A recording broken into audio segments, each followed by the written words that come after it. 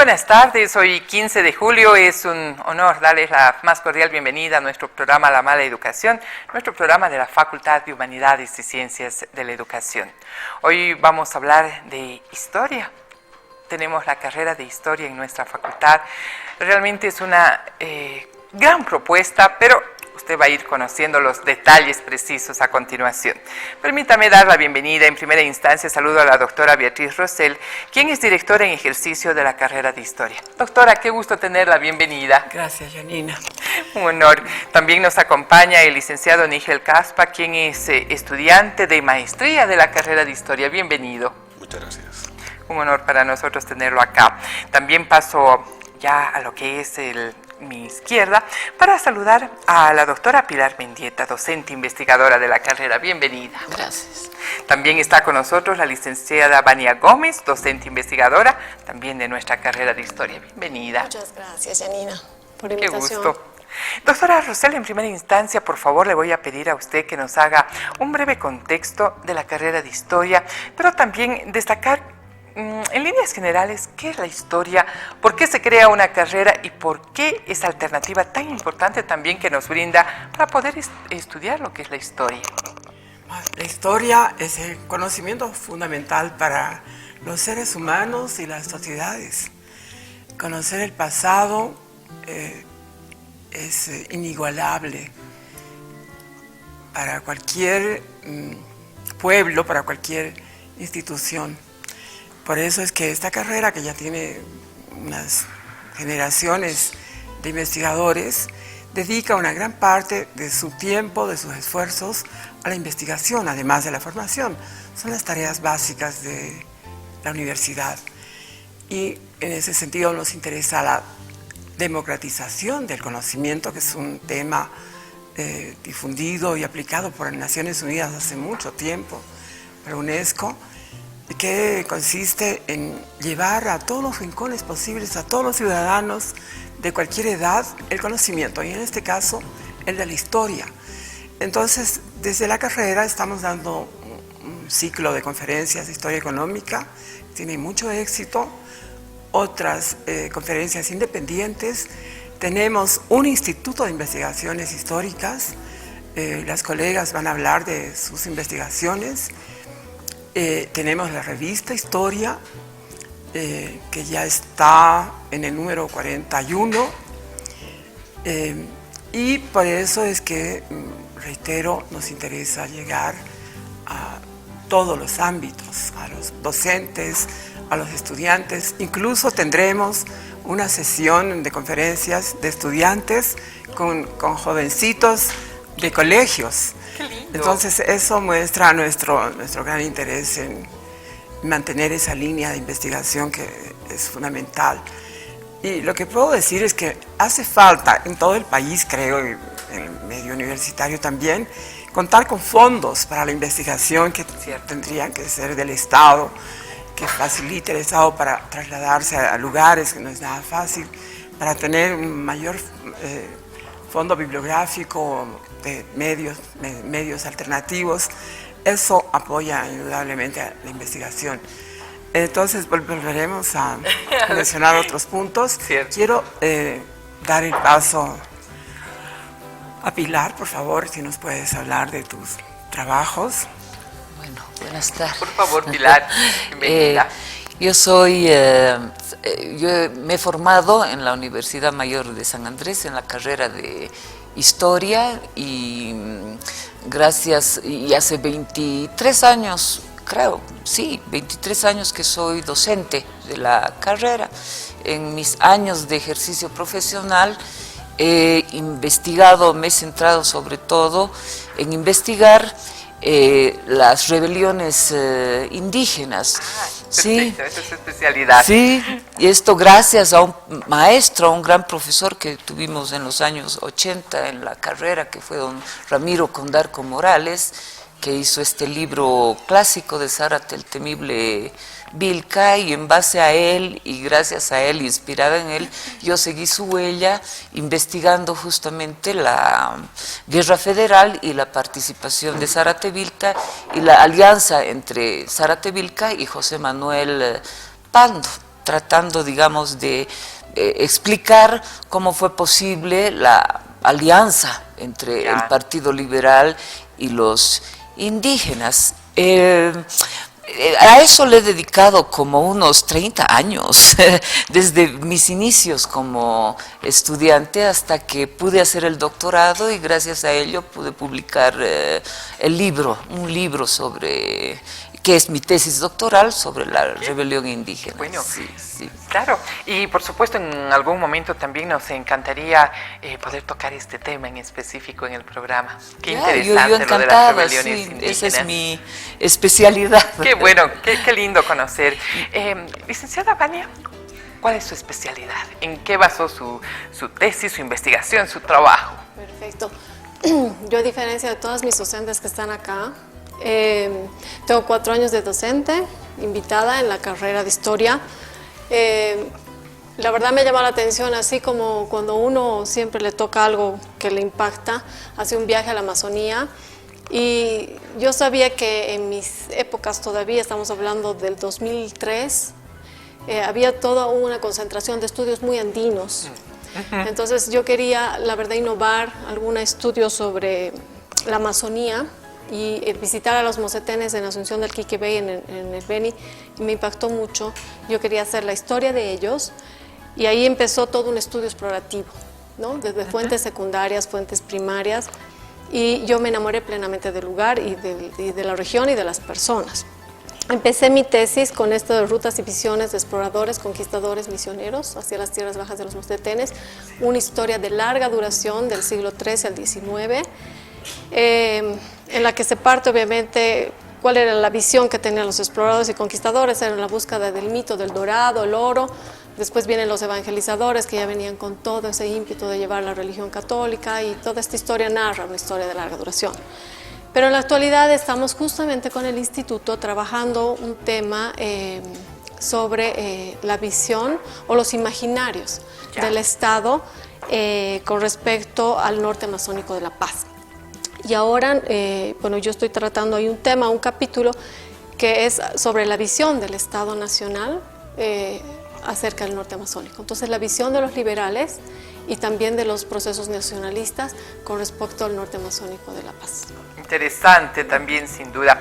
Hablando con el licenciado Nígel Caspa, ¿qué puede comentarnos acerca de la carrera de Historia, de sus institutos también de investigación? Bueno, es un gran problema pertenecer a la carrera de Historia, y le digo ¿Por qué? Porque es la institución más importante a nivel nacional, productora y generadora de conocimiento historiográfico. Al ser la institución base fundamental en todo el país, su responsabilidad es alta. Ese es el problema. Sí.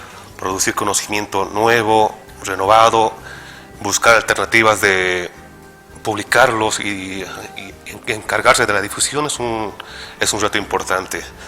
En el Instituto de Investigaciones Históricas se está llevando a cabo muchos proyectos este año. Viene de un proceso ya de 3-4 años en el que la carrera de Historia busca visibilizar su producción. Justo en 2018 vienen ciclos de conferencias sobre historia económica, charlas con historiadores locales y extranjeros que están de paso en Bolivia. Y bueno, empezamos ahí, empiezan a aparecer temas de conversación, problemas también. Y uno de los problemas justamente va con el tema de difusión y seguimiento a tu investigación. Ya. Como usted se habrá dado cuenta, cada de las panelistas es especialista en su tema, pero y también tiene la responsabilidad de hacerle seguimiento a su tema. ¿Para qué? Porque hoy en día la universidad cuenta con sistemas de difusión de conocimiento institucional, el repositorio .unsa.bo, que es la biblioteca de la UNSA, se podría decir. Sí. Bueno, no se podría decir nada más. Y el conocimiento ahí es libre a todo el mundo. Y los estándares de evaluación se elevan. Claro, se elevan, claro. Se elevan monstruosamente, y uno tiene que empezar a evaluar las estadísticas, quién visita su tesis, por qué, y uno empieza a ver que te leen desde China. O sea, y hace poco vi las estadísticas de personas que leen historia y nos leen en Estados Unidos en primer lugar, y luego está entre segundo y tercer lugar Argentina y China. Es un tema que hay que analizarlo, es una cuestión de análisis quizás un poco más actualizado de la historiografía, de su difusión, de la producción, porque a la final también determina tu nivel de producción. Claro, son más grandes las exigencias. Sí, y tarde o temprano tú te hallas con que hay plagios. Y eso está ocurriendo a nivel de historia. Es triste hablarlo, pero y es algún tema delicado, ¿no? Que generaciones anteriores lo conocen, pero nunca lo han confrontado. Pero creo que ahora ya toca, ¿no? A nuevas generaciones encarar este tema mucho más con este tema institucional y que el conocimiento es democrático, como indicó la directora de la carrera de Historia. Y bueno, creo que es algo que hay que encarar. Hay plagios de hasta el 25% del total de una tesis. Y utilizan 25% de lo que ha hecho un historiador antes. Entonces, tú ves ahí que te supera tu propio tema de estudio, tu propia alma mater te supera, y hay nuevos retos, y hay que encararlos, ¿no? De uno a uno. Y yo creo que es importante que desde el nivel de formación pregrado, y ahora la carrera de Historia tiene un posgrado también, claro, gratuito, hay que elevar los estándares de investigación. No basta con que tú vayas a cámaras y hables sobre tu tema que te gusta bastante, tienes que problematizar sobre él. Tienes que decir y defenderlo cuando lo utilizan de mala manera. Y doctora, creo que es importante también dar a conocer este hecho de lo que significa la carrera de Historia, ¿no? Que avanza pues a pasos agigantados, porque incluso ya no solamente es a nivel licenciatura, sino que inmediatamente viene la maestría. Sí, la maestría, que es un posgrado muy importante, van a terminar unas decenas de maestrantes a fin de año. Un total de 30 maestrantes tendremos a fin de año. Y por cierto, la carrera tiene que velar, tiene que procurar que ellos puedan seguir el posgrado, que se pueda conseguir becas doctorales para todos aquellos maestrantes que quieran hacerlo. Es fundamental tener mayor grado de formación para el país y en el medio, en el concierto de los países vecinos que tienen doctorados hace muchísimos años, y ni hablar de otras partes. Eso tiene que ver con la producción, con la difusión. Todavía la difusión de la historia boliviana es pequeña, es muy limitada, claro. No tenemos medios muy grandes, aparte de algunos congresos, y en ese sentido los actuales medios de difusión masiva como la televisión pueden ser el perfecto aliado. Siempre pensamos en que para los niños que pueden odiar la historia porque es aburrida, llena de fechas, estoy absolutamente convencida porque tengo 2 hijos que han crecido, amaban los dibujos animados, que ustedes podrían hacer dibujos animados bellísimos o historias semi-animadas con guiones nuestros. Así que le paso la invitación. No, es una muy buena iniciativa y hay que ponerla en práctica, ¿no? Porque realmente lo que es la tecnología, vamos evolucionando cada vez más, entonces no podemos quedarnos solamente en, como bien usted en algún momento lo mencionaba, en repetir fechas solamente, ¿no? Doctora Pilar Mendieta, ¿qué le deja a usted la carrera de Historia? ¿Por qué aconsejaría a un joven que en este momento, o no tan joven también, que quiera incluso incursionar en lo que es la carrera de Historia, por qué le aconsejaría pues poder estudiar? Bueno, para empezar, la persona que quiera estudiar historia tiene un requisito fundamental, la curiosidad, porque la historia es la ciencia de los porqués, ¿no?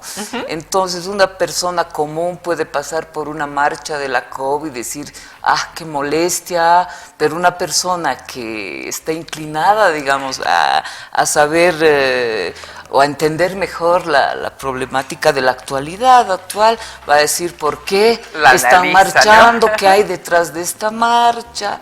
¿No? Entonces, ser historiadora o ser historiador es una vocación, ¿no? Tiene que haber una pasión, un amor por la investigación, porque bueno, sabemos que las ciencias, es muy difícil vivir de las ciencias sociales y de la historia en particular, y entonces uno tiene que ser una persona comprometida y apasionada por conocer, por responder esas preguntas presentes pero que nos Trasladan trasladan al pasado y ahí está la mayor parte de las explicaciones, ¿no? Claro. Vania, ¿en qué momento decide pues ingresar a la carrera de historia? ¿Qué la motiva y qué satisfacciones también le ha dado? Yo creo que la historia me ha dado mayores satisfacciones. Yo soy politóloga. Ah, también. Yo terminé la carrera en Ciencias Políticas y hice mi estudio sobre gobernabilidad, legitimidad y gestión municipal en Tiahuanaco, aquí Desaguadero. Cuando estudiaba el proceso de participación popular, yo decía, bueno, esta es la realidad de los comités de vigilancia, estas son las OTVs, pero yo veía que cómo se habían formado a través de los años. Entonces, yo decía, tengo un vacío en la historia de estos lugares, y ahí es como yo me interesé por la historia. No me había dado cuenta que era mi vena más importante, porque yo no ejerzo la ciencia política, Sí. ejerzo la historia, y la verdad, soy muy feliz con Qué la bueno. historia. Sí. Y a Nígel también debo trasladarle la misma pregunta y al mismo tiempo aprovechar también para hacer esa invitación para que las nuevas generaciones aprecien lo que es la carrera de historia. Bueno, la pregunta es cómo ya llegas a ser historiador, ¿no? Y qué satisfacción te trae aquello. Bueno, yo también estudié Derecho antes de estudiar Historia. Abandoné Derecho, no me gusta Derecho. Y bueno, y terminé en Historia. Quizás algo confundido porque nunca había leído un libro de historia. ¿Ah, sí? Sí, me gustaba la historia. Ya. Había escuchado hablar a personas de mi familia, algo sobre historia. Me llamaba la atención la profundidad de análisis que ellos tenían. Y más que los datos que me tiraban, me gustaban más los análisis. Y si alguna vez yo puedo llegar a pensar como ellos, sería estupendo, es lo que yo decía en aquel entonces. Y evidentemente no me he equivocado. La capacidad analítica de los historiadores es impresionante, y es por eso que ellos tienen que luchar por desmontar esa idea de que el historiador solo puede hablar del pasado profundo, ¿no? El historiador hace historia del presente, y además que el historiador es del presente. Sí, Puede claro. opinar del tema que pasó hace 4, 5 siglos, 10 siglos, pero también puede opinar de lo que ha pasado hoy. Y eso es importante, y a mí me da... Y yo creo que esa es la clave para animar a gente joven a que ingrese a historia, para que eleve su espíritu crítico, su lectura crítica, y a partir de ese pensamiento hay originalidad todo el tiempo. Ya. Todo el tiempo se reconstruyen y se rearman tus ideas, las desmontas tú mismo, te dan la crítica, y yo creo que es así como uno se siente feliz y tranquilo. Bueno, yo al menos así me siento. No, y orgullosos también porque, doctora Rosell, es bueno que usted también nos comente, casi concluyendo lo que es esta primera etapa del programa que se fue volando, que tenemos el Archivo Histórico de La Paz y que pertenece a la carrera de Historia, ¿no? Sí, es el segundo archivo más importante del país, después del Archivo Nacional de Bolivia, que está en Sucre. Este archivo tiene una enormísima cantidad de documentos oficiales del Departamento de La Paz, de diferentes provincias, de los juzgados, de las parroquias. Allí está la historia de la gente, de la propiedad, de las vidas de las personas, porque están sus divorcios, sus nacimientos y Sí, todo. así es. Entonces, es el espacio ideal para que los estudiantes de la carrera hagan sus primeras armas. Y los ciudadanos van a ese archivo y consultan, además que tiene una excelente biblioteca con novedades, están invitadas también las personas. Esto está ubicado en la Casa Montes, En la ¿no? Casa que es Montes, un patrimonio sí. arquitectónico también Sí, de nuestra quisiera hermosa agregar ciudad. algo al Sí, respecto, Pilar, porque adelante. trabajo en el Archivo de La Paz. Ah, qué bueno. Debe ser la única carrera de historia del mundo Que tiene un archivo. su archivo. Entonces los alumnos desde muy pronto están en contacto con el archivo, con los papeles. Yo he conocido historiadores españolas o de otros lugares que luego de salir profesionales recién es su primera aproximación a los documentos. En cambio, nosotros desde el primer día estamos en contacto La con verdad, ellos. somos privilegiados. Privilegiados, Somos privilegiados, ¿no? Y total. privilegiados nos sentimos todos quienes pertenecemos a la Facultad de Humanidades y Ciencias de la Educación.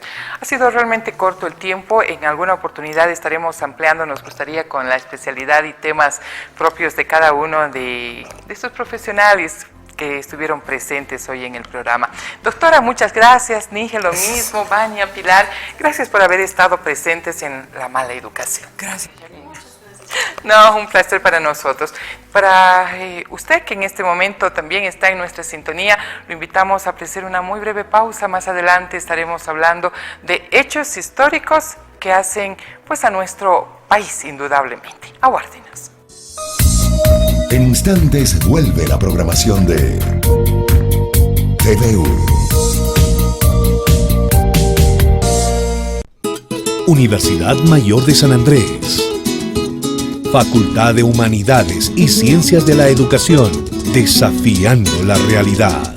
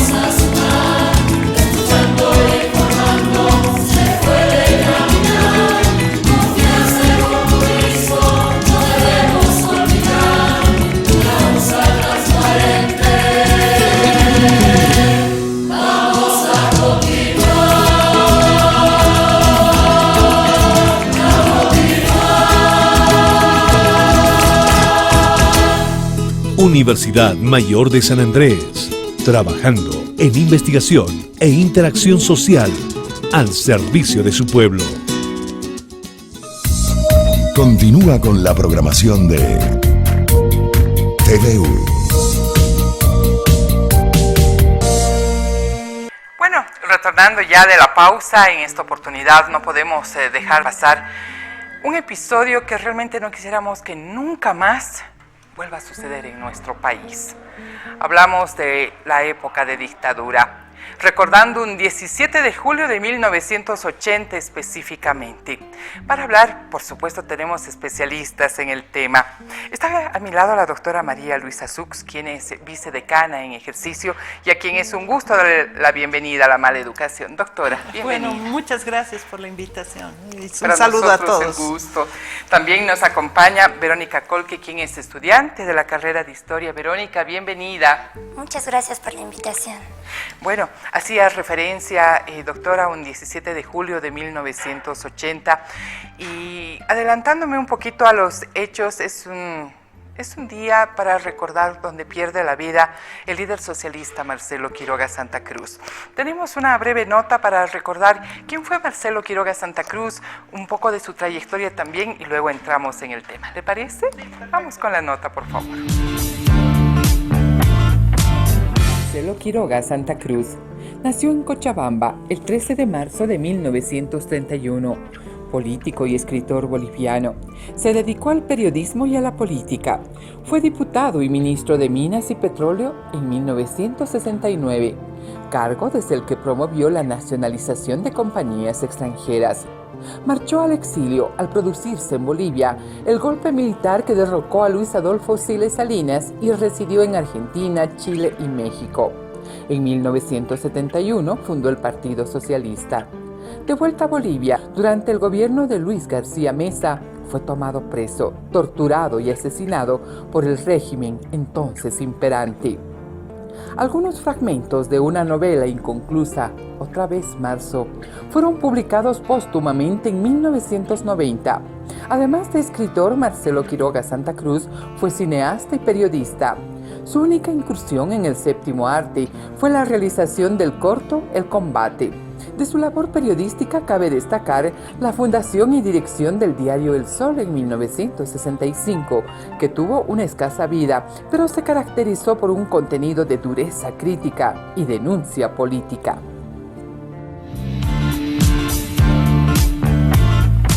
Ahí conocíamos acerca de la trayectoria de Marcelo Quiroga Santa Cruz, defensor de la democracia y de los derechos humanos. Bien, doctora María Luisa Sux, por favor, usted como especialista en el tema, hablando de esta época de dictadura que realmente no quisiéramos que nunca más se repita en nuestro país, pero bien lo decía al inicio del programa, situándonos en lo que fue el año 1980, ¿podría comentarnos usted qué pasó un 17 de julio de este año? Bueno, hay que ir un poquito más atrás, quizá a la elección de 1980, que fue ganada por la Unidad Democrática y Popular con su candidato Hernán Siles Suazo. Así es. Esto se dio en una etapa de mucha tensión entre tendencias democratizadoras, ¿no? Donde estaba también Lidia Gayler, que era la presidenta en ese momento, y una tendencia muy radical de los militares que estaba basada en la doctrina de seguridad nacional. El hecho de que ganara la UDP las elecciones, y por bastante, provocó y terminó de provocar, digamos, la reacción de este grupo de militares radicales que estaba comandado y dirigido por Luis Arce Gómez y Luis García Meza. Así es. ¿Qué ocurre el 17 de julio? En la etapa entre que se conocía que había ganado la UDP y ya la subida al poder de la UDP, que debería haberse dado el 6 de agosto, se produce el 17 de julio una azonada en Trinidad, es decir, un movimiento militar en Trinidad que pedía, digamos, que se levantaba a favor de las Fuerzas Armadas. Y claro, nadie le hizo mucho caso porque Trinidad no es un lugar, digamos, muy importante estratégicamente. Cierto. Entonces, como respuesta a este intento de hacerlo en Trinidad, hubo una reunión del CONADE, el Consejo Nacional para la Democracia, el mismo que hoy día está también en práctica. Y en esta reunión estaban reunidos muchísimos dirigentes políticos, ¿no? Para la defensa de la democracia, porque ya se venía venir una reacción militar de golpe de Estado. Pero resulta que este levantamiento en Trinidad era solamente el pretexto para reunir a toda esta gente. Entonces el gobierno, con el apoyo de militares y paramilitares argentinos, procedió a tomar la reunión del CONADE, que se estaba realizando en el edificio de la Federación de Mineros en el Prado. En estos hechos terminan, digamos, disparando los paramilitares a Marcelo Quiroga Santa Cruz, y a Carlos Flores Bedregal y a Gualberto Vega. Pero es de esa manera que se lo traslada a Marcelo. Se sabe que se traslada a Marcelo ya, digamos, muy mal herido hacia el cuartel general de Miraflores. Aparte de ello, se toman muchos presos y se los lleva también al cuartel general de Miraflores, entre ellos a Juan Lechín, a Simón Reyes y a otros dirigentes. Y por el otro lado, otros grupos de paramilitares y militares van a ir tomando otros lugares importantes, el Palacio de Gobierno, donde van a sacar a la presidenta y la van a llevar a la casa presidencial aquí en San Jorge para obligarla a renunciar, ¿no? Y a algunos de los ministros también se los lleva presos, otros logran escapar y bueno, van a ir a asilarse a diferentes embajadas. También se va a tomar radios, como Radio Fides, por ejemplo, que la van a destruir. Se va a tomar el único canal de televisión, digamos, público que había, que era el canal 7 de ese momento. Sí. Todo se va a organizar en una red, digamos, de medios de comunicación, donde solamente había una voz, etcétera, ¿no? Eso es lo que ocurre a grandes rasgos el 17 de julio, una organización muy bien planificada y que, bueno, va a acabar con todos los lugares donde podía haber habido una oposición, ¿no? Bien. Pero esto va a durar varios días más, sobre todo en las minas, ¿no? Exactamente. Vamos a ahondar en este tema, pero antes también quiero consultarle a Verónica. ¿Cómo ve las nuevas generaciones este hecho, Verónica? Si bien la historia nos sirve para analizar el pasado y comprender el presente, es por eso que te consulto, ¿cómo ves tú esto de la época de dictadura, ya como una historiadora joven también que representa una nueva generación? Bueno, mi generación no de algún modo no está muy cercana a esa realidad, ¿no? Porque la gran mayoría de pronto hemos nacido producto de la democracia, ¿no? Resultado de la lucha de nuestros padres, abuelos, dirigentes. Sin embargo, pienso que la juventud hoy debiera abrazar una deuda social, ¿no? Porque a lo largo de estos 38 años, después de haberse recuperado la democracia, parece que la lucha continúa, que siempre la historia nos llama a ser actores y no solamente espectadores. Entonces, pienso que hay una deuda social. Y la dictadura no puede estar solamente en el pasado, debe acompañarnos porque hay muchas víctimas que reclaman justicia en el presente. Cierto. Entonces, creo que ese eco, esa denuncia en su momento, tras haber sido lograda la democracia en 1982, esa necesidad de justicia debemos nosotros reproducirlo, porque aún no se han desclasificado los documentos, porque aún no hay un resarcimiento de daños, porque aún siguen existiendo víctimas y porque aún tampoco conocemos los restos, ¿no?, de las muchas personas que han desaparecido, entre ellas esta figura tan importante, una figura simbólica, inspiradora como fue don Marcelo Quiroga Santa Cruz. Entonces pienso que hay una deuda que nosotros, la nueva generación, debiéramos abrazar y llevar esa bandera aún ahora y de pronto a futuro seguirla heredando, porque hay cosas pendientes que no podemos dejarlas así. Importante lo que dice Verónica, muchas gracias.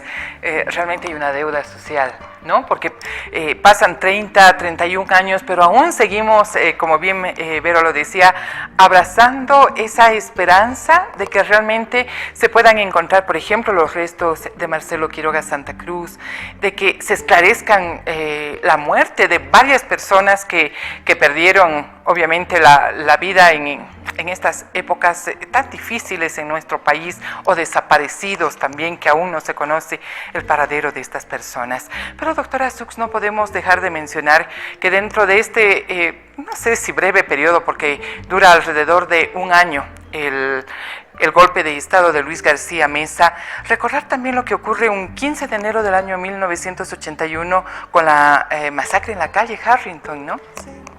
Bueno, es importante ubicar cada uno de los hechos en su contexto, ¿no? Sí.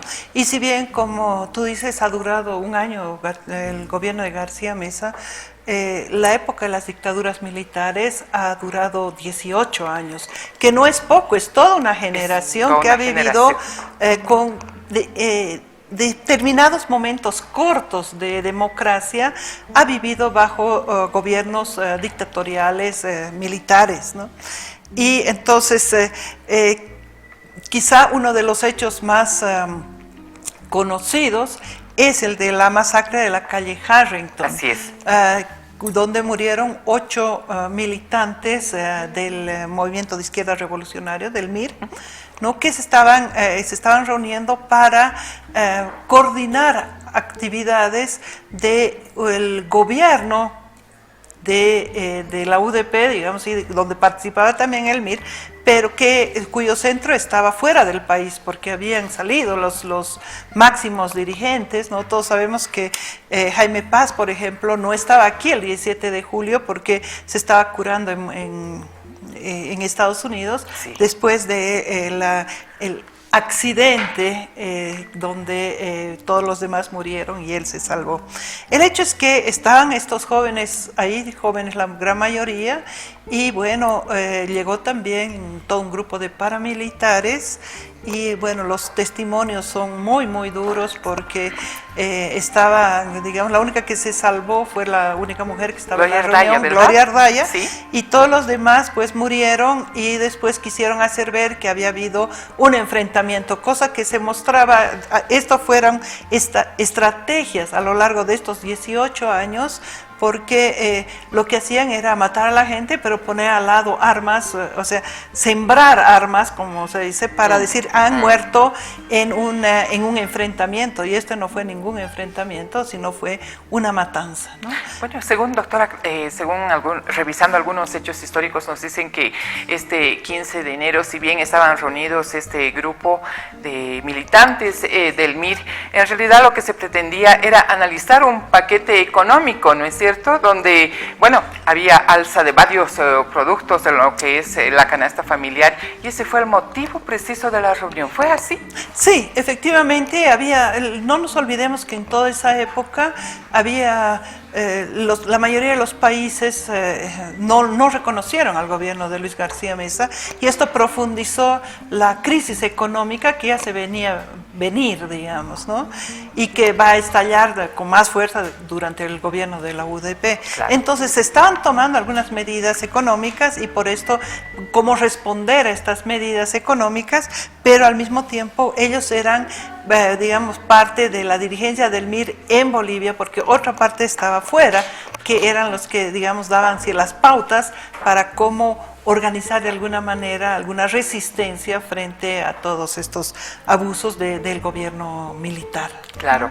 Bueno, ahora eso no queremos que se quede solamente como hechos históricos, por eso es que se hace un proyecto, ¿no es cierto, Verónica?, en el que se trabaja pues la carrera de historia, precisamente a la cabeza de la doctora Sux, que ahora está como vicedecana en ejercicio, pero la conocemos como esa profesional, como directora de la carrera de historia, donde por supuesto se emprende este proyecto, hablando de lo que son específicamente estas épocas de dictadura. ¿En qué consiste este proyecto? Creo que es bueno que también nuestro público lo conozca. Hablar de este proyecto significa hablar de tres instituciones muy importantes. Por un lado está el Gobierno Municipal de La Paz, la Universidad Mayor de San Andrés y la carrera de Historia. Y una más, que es la Asociación de Familiares, sí. Y víctimas. Entonces, desaparecidas. Así es. Entonces, ellos han visto la necesidad de pronto de trabajar con el apoyo, de algún modo, no sé si está bien emplear el término científico, pero sin duda importante que debe cumplir, ¿no?, una carrera que tiene ese fin dentro de su visión, que es aportar en la comprensión, en el conocimiento y buscar, ¿no?, esa justicia social. Entonces, en ese sentido, a nuestra querida directora, en ese momento, la doctora Sux, se le invitó a ser parte de este proyecto, y ella convocó a un número de estudiantes a los que estuvieran interesados en dicho proyecto, y a razón de eso nos sumamos y conformamos este equipo. Entiendo que este proyecto tiene varias etapas, pero lo fundamental es establecer un espacio, ¿no?, donde, como se llama, aunque el término, su nombre aún no está muy bien definido, pero se lo ha presentado como el sitio de la memoria, busca eso, ¿no?, mantener la memoria de un periodo histórico importante, sin el cual no podríamos comprender la realidad actual que nos toca vivir. Claro. Entonces es como mostrarnos parte, así, un libro abierto o un museo abierto que nos recuerda también nuestra historia, ¿no? Una historia, de algún modo podríamos decirla inmediata, pero creo que quien podría dar mayor contribución para entender el proyecto en sí quizás sería la doctora, que está más imbuida. Por favor. Sí, en realidad se nos pidió para que hagamos la parte de la investigación para este sitio de memoria, y hemos partido de ciertas pautas básicas, ¿no? Establecer, porque va a haber en todos momentos violencia política, y cuando hablamos de violencia política va a haber muertos y desaparecidos, heridos, y entonces esto implica muchas veces luchas, digamos, tensiones entre los diferentes actores, los que han vivido, los que tienen alguna idea de qué es lo que hay que mostrar, y entonces se ha definido trabajar la historia de los muertos y desaparecidos durante la etapa de los gobiernos militares, es decir, de 1964 a 1982. Sabemos que después del 82, en la década del 90 y en la década de ya en el siglo XXI, también hay víctimas de la violencia política. Así es. Pero se ha trabajado esto exclusivamente porque tenemos la idea de que frente a la muerte o frente a la desaparición de las personas, muchas veces se rescata algunas personas con toda la razón, porque, por ejemplo, Marcelo Quiroga Santa Cruz, que tiene su memorial en la Icacota, pero al mismo tiempo hay muchos más que han pasado desapercibidos para la historia. Y entonces el objetivo es rescatar la memoria de todas estas personas que se han igualado frente a la muerte. Estamos plenamente de acuerdo, pero doctora, aprovechando de toda la experiencia que usted tiene como historiadora, no puedo dejar de consultarle. Luego de esta brutalidad represiva que se vivió en épocas de dictadura, ¿quién derrotó a la dictadura? En realidad, ¿qué sucedió para luego instaurarse ya una época de democracia en la que vivimos ahora? Lo que ocurre es que y esta es una posición general de los gobiernos que se alejan del sistema democrático. Todos dicen, estamos actuando por el pueblo, inclusive cuando uno va analizando, hay gente, hay grupos que están apoyando a Banzer, que están apoyando a García Meza, ¿no? Pero desde qué perspectiva están apoyando. Y entonces ellos tienen el argumento de lo que se ha hecho está mal y lo que hay que poner aquí es orden, es paz, es trabajo, como era el lema, ¿no? del gobierno de Banzer, orden, paz y trabajo. Pero ¿quién derrotó a todo esto? En otros países de América Latina, y es importante también hacer un análisis, se trató de imponer, igualmente que aquí, el terror como una forma de evitar la oposición. Y lo que ha ocurrido en otros lugares, por ejemplo en la Argentina, en Chile, este terror surtió efecto y la gente tenía miedo de salir, tenía miedo de hacer cualquier cosa porque hasta su pariente podía ser víctima, digamos, de lo que uno hacía. ¿Qué es lo que ha ocurrido en Bolivia? La sociedad civil ha sido mucho más fuerte, las organizaciones sindicales, y entonces, a pesar de toda esta represión, a pesar del intento por generar el terror, lo que se llama el terrorismo de Estado, la sociedad civil no se dejó. Y la sociedad civil siguió, digamos, teniendo su palabra, teniendo su voz. Y de esa manera se unieron, inclusive hubo, digamos, un movimiento ciudadano, podemos decir, de grupos sindicales, estudiantes, pero también movimientos cívicos, es decir, todos, era como una especie de clamor para volver a la democracia. Eso fue lo que se conoce como la huelga general que encabezó la COP y que obligó de alguna manera a negociar, si vale el término, por instaurar la democracia. Claro, es decir, esto fue creciendo, se fue haciendo una cosa mucho más grande al final, porque empezaba la COP, pero claro, es fácil, digamos, tomar presos a unos cuantos dirigentes, pero si esos dirigentes, a pesar de estar presos, hay gente que está por debajo, que sigue ese trabajo. Si a esto se suman los movimientos cívicos también pidiendo, si a esto se suma un clamor internacional, que fue lo que ocurrió, el rol de digamos, la presencia de Carter en Estados Unidos fue central. Claro. Entonces se va generando un movimiento ciudadano a favor de la recuperación de la democracia. Pero también, y esto es importante destacar, se produce una división dentro de las Fuerzas Armadas con grupos de militares institucionalistas que también promovían que nosotros debemos dejar el poder, debemos retornar a nuestros cuarteles. Entonces fue toda esta sumatoria que prácticamente dejó solos a unos cuantos y tuvieron que dejar el poder y terminamos recuperando la democracia en el 82. Es muy linda esta conversación que se ha entablado ahora porque realmente pues conocemos profundamente qué ocurrió en esta época de dictadura, específicamente un 17 de julio de 1980 que dura por el lapso de un año aproximadamente. Pero bien hablábamos de un proyecto llevado a cabo por la carrera de Historia, bueno, en conjunto también con algunas otras instituciones importantes. Por eso nos acercamos también hasta quien es la directora de Espacios Culturales del Gobierno Autónomo Municipal de La Paz para que nos comente ¿qué va a ocurrir este próximo 17 de julio? Estamos prácticamente a 2 días para que usted también tome en cuenta esta invitación. Pues la escuchamos, por favor. Queremos invitar a la ciudadanía, a los estudiantes, a la población en general, a participar del acto de conmemoración del golpe de Estado de García Meza de 1980, que se va a realizar este 17 de julio en el Memorial Marcelo Quiroga Santa Cruz. Es un acto dedicado a recordar la memoria precisamente de Marcelo Quiroga y de todos los caídos durante el golpe de García Meza. Este año vamos a tener la participación de diferentes autoridades. Tenemos un acto muy especial en el que además la Facultad de Humanidades va a presentar un aporte que está haciendo a un proyecto que lo estamos llevando de manera conjunta en relación a lo que va a ser la implementación del espacio de la memoria histórica por las luchas sociales desde 1964 a 1982, presentándonos todo un bagaje histórico con respaldo académico para que pueda ser implementado en este espacio.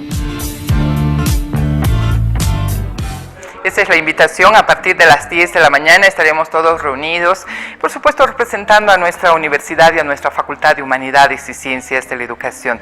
Finalmente, Verónica, hacerte la consulta respectiva cuando hablábamos de las nuevas generaciones. ¿Qué te ha heredado o qué nos ha heredado a todos los bolivianos esta época? Esta época difícil, sangrienta, que se vivió pues en este periodo, ¿no?, de tiempo de dictaduras en nuestro país. Bueno, creo que un gran referente para recordar este triste episodio de nuestra historia, en lo personal para mí ha sido leer y aprender un poco más de la lucha de Marcelo Quiroga Santa Cruz, sí, porque pienso que ha sido una figura en muchos sentidos inspiradora.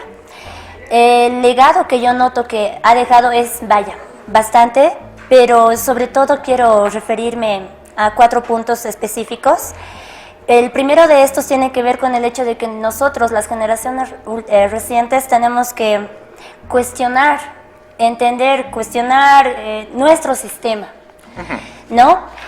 Para de algún modo no variar el curso de la lucha que se ha dado, de esta herencia de la cual nosotros hoy podemos disfrutar, porque de algún modo pienso que los que hemos nacido posterior al 82 somos ajenos y no conocemos, no comprendemos, por mucho que leamos, el precio, el costo humano que ha tenido el lograr la democracia. Por otro lado, está el hecho de que debiéramos trabajar, estamos hablando de la formación, en este caso en la universidad. Yo siento que nos ha dejado una responsabilidad muy importante, ya que nos invitan a reflexionar sobre la importancia de trabajar buscando el interés nacional, ¿no? No solamente el personal, sino de algún modo trabajar por lo que necesita y demanda la nación, ¿no? Nuestro horizonte debiera ser ese, ¿no? Y también para mí una importante lección que nos deja es el valor. El valor para acusar y denunciar aquello que creemos que es injusto. Creo que el norte que debemos buscar, orientarnos día a día, es el de la justicia social. En mi caso, no por nada estudio historia, la justicia histórica, ¿no? Porque hay varios sectores de nuestra sociedad que han sido víctimas en determinados momentos. Entonces, creo que una manera de retribuir desde lo académico es justamente como esto, ¿no? Estos proyectos. Porque no solamente es el hecho de recordar o conmemorar, sino ser parte de la historia, ¿no? Como ahora lo están haciendo estas instituciones ahora integradas, incluida mi carrera, la carrera de historia, el hecho de dejar una huella y trabajar sobre algunos temas pendientes. Entonces, no solamente es un trabajo interno, personal, que debiéramos apuntar cada uno de nosotros, sino un trabajo colectivo que responda a la demanda social. Y en eso estamos trabajando sin duda. No puede quedar en la impunidad. Tenía algunos datos que seguramente no son precisos, pero no puede quedar, como bien lo decía, en la impunidad. 87 desaparecidos, 38 asesinatos políticos y 160 muertos en masacres. Es una gran cantidad de personas por las que debemos honrar su memoria, sin duda. Doctora, antes de concluir lo que es nuestro espacio de la mala educación, no puedo dejar también pasar un hecho que es muy importante para nosotros como paseños, celebrando 209 años de lo que es la gesta libertaria, ¿no es cierto?, la primera en Latinoamérica, haciendo énfasis en nuestra ciudad de La Paz. Por ello le consulto, ¿qué le regalaría usted a nuestra ciudad? Mañana estamos de aniversario. ¿Qué le regalaría? Bueno, creo que la ciudad de La Paz se alegra mucho con regalos como inauguraciones, desfile de teas, etcétera, etcétera, pero creo que yo como historiadora le regalaría una conciencia de lo que ocurrió el 16 de julio, de lo que ocurrió posteriormente, de nuestra historia reciente, porque solamente valoramos lo que conocemos. Cierto, así y entonces que cualquier joven que pueda recorrer la calle Rosendo Gutiérrez sepa quién es Rosendo Gutiérrez. Cualquier persona que va a la Plaza Vicente Juaristeguino puede conocer quién fue Vicente Juaristeguino. Entonces yo le regalaría pues muchísimos libros de divulgación para que puedan conocer y asentarse y saber dónde viven y qué ocurrió en esos lugares, y creo que en eso estamos como carrera de historia. Cierto, qué buen regalo. Y Verónica, ¿qué le regalaría a la ciudad de La Paz? Yo le regalaría de pronto un regalo más personal, en sentido de un cambio de cada instante, de todos los días, no sé, con los hábitos, ¿no? El de saludar, el de nuevamente ser más considerado con la población frágil de nuestra sociedad, el cuidar nuestro medio ambiente, el sentirse orgullosos de haber nacido en una tierra que, aunque duele en la historia decirlo, ha puesto a los muertos, ¿no? Así como lo que él dice, ha sido cuna de valientes, tumba de tiranos. Hoy en día yo veo La Paz y digo, vaya, hay que buscar sigue por esa integración social, porque ¿quién no viene a La Paz y se enamora? Qué lindo, muchas gracias, son muy lindos regalos, sin duda. Ojalá realmente trabajando los podamos hacer realidad. Doctora, muchas gracias por haber estado presente hoy domingo. Verónica, lo mismo, muy gentiles. Qué importante es conocer nuestra historia para ver de dónde venimos y hacia dónde vamos. Muchísimas gracias, y bueno, gracias a todos los que nos han visto y nos han escuchado, y bueno, compartamos esta fiesta, Julia, y también recordemos lo bueno y recordemos también los elementos tristes de nuestra historia para decir nunca más, aquí estamos para la defensa de la paz como buenos paseños. Así es, plenamente de acuerdo. Seguramente usted también en su hogar o donde en este momento está viendo nuestro programa estará pensando qué le regalo a esta hermosa ciudad, sea paseño o simplemente viva en la ciudad de La Paz. Realmente yo pensando un poquito les regalaría unidad, pero no unidad solamente cuando hay algunos acontecimientos políticos, sino unidad por la defensa de nuestros derechos y de nuestras reivindicaciones como paseños. Y hemos preparado un video también viendo algunas imágenes hermosas de nuestra ciudad maravilla y preguntándole a algunas personas en la calle qué les regalarían a la ciudad de La Paz. De esta manera concluimos el programa. Muchas gracias por su atención a través de las redes sociales, totalmente a su disposición. Muy buenas noches.